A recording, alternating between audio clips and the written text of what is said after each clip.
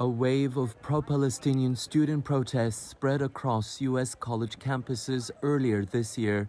In many cases, encampments were erected, with protesters demanding school administrations divest from Israel. All of them were eventually removed, in many cases by use of force.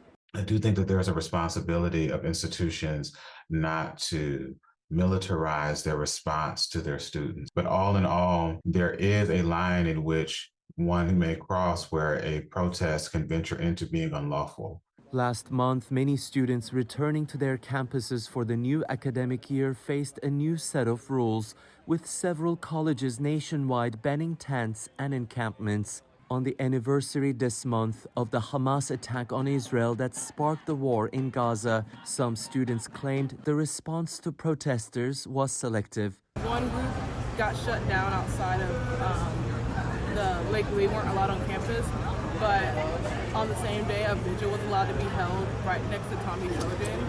So I think that response really showed a lot. And in one of the nation's largest public university systems, the University of California, blocking facilities, spaces, building entrances, paths, and roadways are now also forbidden. Historically, many student protests that had an impact on the decisions of their institutions or governments were somewhat disrupting in nature.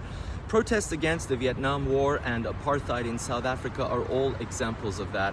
But the latest rules imposed by the University of California significantly limit when, where, and how protests can be held. Allegations of anti-Semitism led to some university presidents testifying in Congress and forced some to even resign. A pressure, activists said, was aimed at suppressing the protests. And we shouldn't be deciding what kind of speech is available or allowed for students, especially in a time where you're doing so much learning and growing.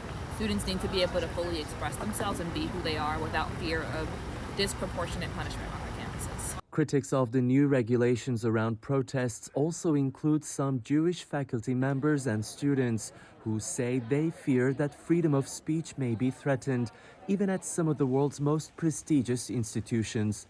Ediz Tiyansan, CGTN, Los Angeles.